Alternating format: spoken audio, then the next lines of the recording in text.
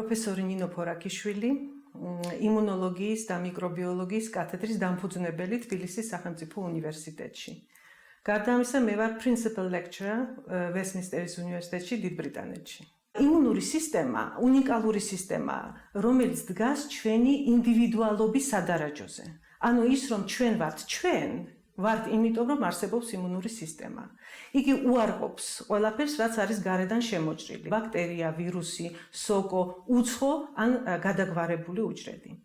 იმუნური სისტემა შეიძლება იყოს ნორმალური მოქმედების, შეიძლება იყოს ჭარბი მოქმედების, ამას ჩვენ ვუწოდებთ, სიტყვა არის ასეთი, ჰიპერმგრძნობელობა. ალერგია არის ჰიპერმგრძნობელობა.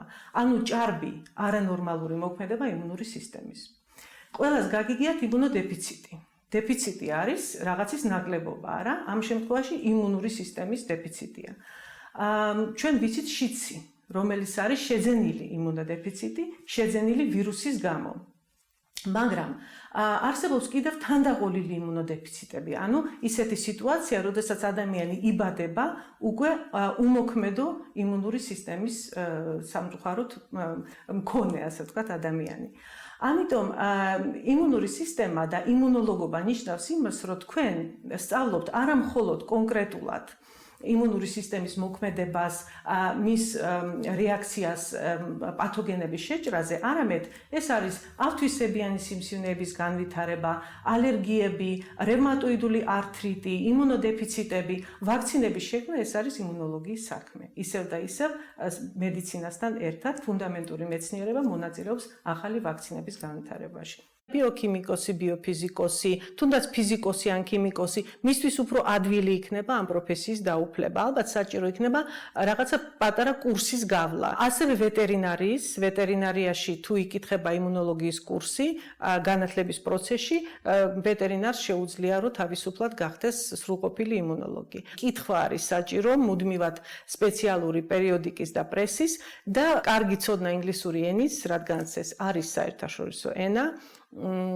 არის აუცილებელი. ეს არ გახლავთ სფერო, სადაც მხოლოდ ექსპერიმენტატორის უნარჩვების განვითარებაზე ვართ ორიენტირებულნი, რადგანაც პიროვნებას მოეთხოვება არა მხოლოდ რუტინულად გარკვეული დავალებების შესრულება, თქვათ ლამინარულ ბოქსთან ან ლაბორატორიაში ნებისმიერი მეთოდის შესრულებისას, არამედ ეს არის საკმაოდ შემოქმედებითი, ასე ვთქვათ, კრეატიული სამუშაო, სადაც მას სჭირდება ასევე ანალიზის უნარი, დისკუსიაში ჩართულობის უნარი, კონდეს საკუთარი აზრის პრეზენტაციის უნარი. ეს არის სამყარო, რომელიც გიტაცებს. ეს არის სამყარო, სადაც ქმნი რაღაცა ახალს, ქმნი ახალ წამალს, ქმნი ახალ ვაქცინას.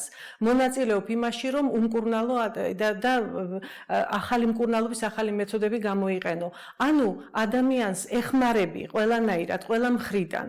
ძალიან მიჭირს უარყოფითად წარმოვაჩინო ის მხარეები, რომელიც გარკვეულ წინააღმდეგობას გვიქმნის წარმატების მიღწევაში ამ დარგში მოღვაწე ადამიანებს, მაგრამ აუცილებლად მინდა ვისაუბრო წარუმატებელი, ასე ვთქვათ, ექსპერიმენტის შესახებ. ყოველთვის არ არის გამართლება, ყოველთვის არ არის ექსპერიმენტი წარმატებული და ამისთვის აუცილებლად ჭირდება ამ დარგში მოღვაწე ადამიანს ნებისყოფა, ძალიან მტკიცე ხასიათი და რასაკვირველია დახვეწილი ხელი და ნათელი გონება იმისთვის, რომ ექსპერიმენტი კონდეს წარმატებული.